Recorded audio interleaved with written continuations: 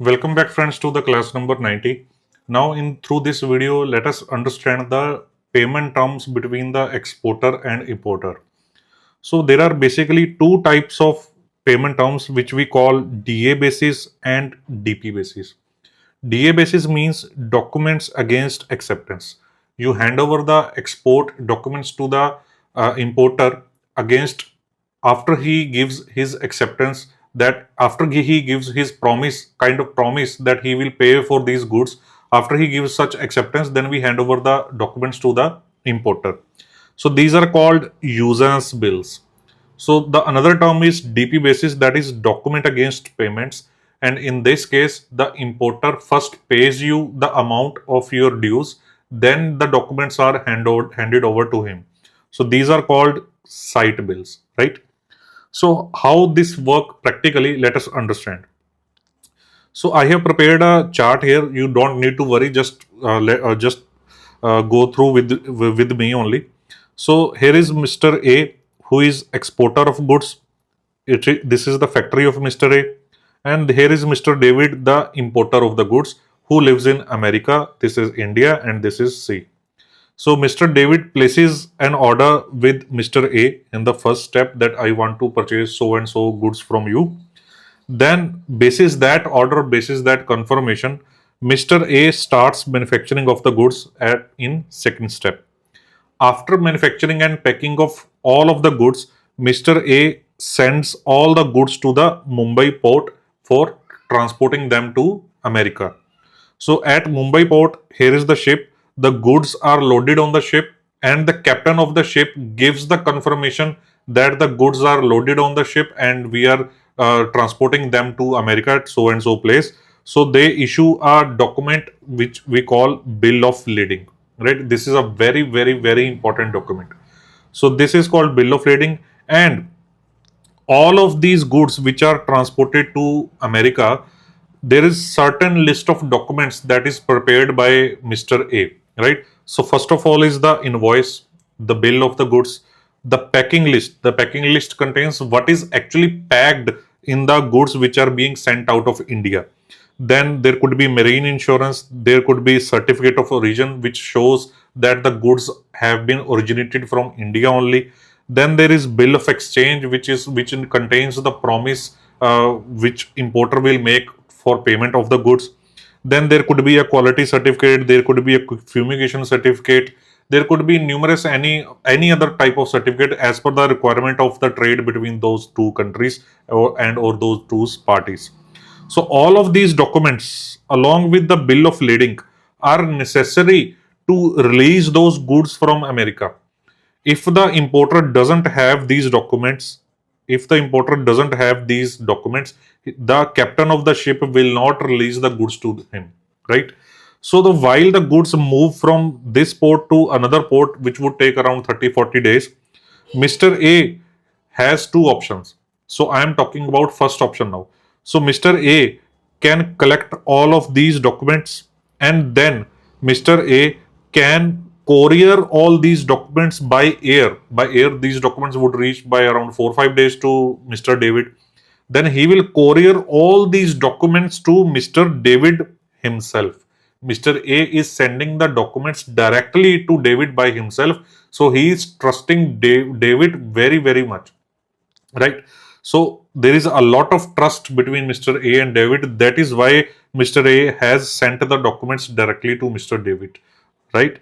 So now Mr. David has all the documents which were originated from Mr. A. He will give all these documents to the captain of the ship, to his custom departments, and then the ship will release all the goods to Mr. David. So understand the importance of these documents. Without these documents, the goods cannot be released. Once these goods are released to Mr. David, now the payment is not in control of Mr. A. Mr. David can make or may not make the payment. Mr. A has to trust David for this. So sending the documents directly, so which would mean that Mr. A trusts David blindly, right? So they will release the goods, and after the due date, after the agreed terms, Mr. David will release the payment to Mr. A. This is the practical scenario where the export documents are sent directly when there is a lot of trust between Mr. A and Mr. David. But when you are dealing with first time for with some foreign parties, then that much of trust may not be there between you and the importer, right? So before that, let me explain. The payments shall be done as per the agreed terms in bill of exchange. Whatever the terms are agreed as per bill of exchange, the terms can be 90 days from the bill of lading. So suppose the bill of lading is dated 1st September, so the 90 days will come to 31st December. So the David has to make payment by 31st December, or 90 days from the date of acceptance, 90 days from the date of receipt of goods. Whatever the terms they have decided must have been written in the bill of exchange. It can be any period as mutually agreed between both of these parties. So this is done where the trust between both of these parties is excellent, better, or good. So if trust is lower, if the trust is not there, then Mr. A will not risk sending the documents directly to Mr. David. He will involve a middleman between him and David, and that middleman would be a banker. So now what would happen? All the process is same. Mr. A will hand over the documents to HDFC Bank. Mr. A will say that, look, I have done the export and this is the proof of all the export. This is the bill of lading and this is the full export documents checklist. So I want these documents to be sent to Mr. David, right? So gives the document set to his banker. Of course, the HDFC Bank will charge his fees for this service as well, with terms mentioned in bill of exchange. So what will happen now? HDFC Bank will not send the documents directly to David. HDFC Bank will send the documents to the banker of Mr. David. So suppose we take the example of Bank of America as a banker of David, right? So the Bank of America will receive the documents from HDFC Bank and they will call David. Bank of America will call David. Now the main theme of this video starts. What are the payment terms in those documents? What are the payment terms written in that bill of exchange? So if the payment terms in bill of exchange are DA, which would mean document against acceptance, then what would happen? Bank of America will call Mr. David. Mr. David will go to the Bank of America branch. Mr. David will sign the bill of exchange. Mr. David will sign the bill of exchange in which it would be written that the payments has to be done by David in so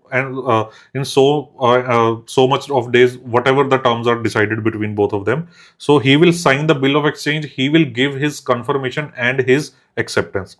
So the Bank of America will take confirmation acceptance on bill of exchange from David, and then only they will release the papers to David and they will confirm HDFC Bank that David has accepted the promise and David has signed the bill of exchange, has accepted the terms of the payment terms, right? So you will say, sir, what will be the benefit of that? If the Bank of America is not guaranteeing the payment of Mr. David, Mr. David can still fail his payment. He can still refuse to make payment. But friends, that is what the concept of post-shipment facility is all about. You first need to understand the terms of payment. Now, once the David gives the confirmation, HDFC Bank can give the post-shipment finance that we will be discussing in the later part of the coming videos, right? So DA basis, and second term is DP basis. So in DP basis, what will happen? The bill of exchange, in bill of exchange, the terms will be mentioned DP basis, right? So Bank of America first will take payment from Mr. David, right? And then will release the documents to the importer and send back that payment to HDFC Bank, the banker of our Mr. A. Rahul, right? So this is how DA and DP basis, which we call usance bill or site bill, operates practically in import and export transactions. So in nutshell, we can say in DA basis, if you want document against acceptance, you can send the documents either directly if you trust the importer or through the bank, right? If you want post shipment finance, then you have to do it through the bank only, right? So if the terms are DP basis only, so the documents has to be sent mandatorily through bank. You cannot send the documents directly, because if you send the documents directly, then there is no guarantee of payment. The David will not give you payment. He will just get the documents and he will release the goods and he can run away with that, right? So if you want DP basis, so you have to mandatorily involve banker here, who can ensure that the documents are only handed over post collecting the payments from Mr. David, right? So this was the concept of critical payment terms in export and import transaction. There are some other terms as well, which we called FOB, right, and CIF, that we will be discussing, that we will discuss in later part of our videos. So first we discuss the basic concept of DADP bills. Now we will discuss the post shipment, pre shipment packing credit first. So stay tuned with this channel. Thank you very much.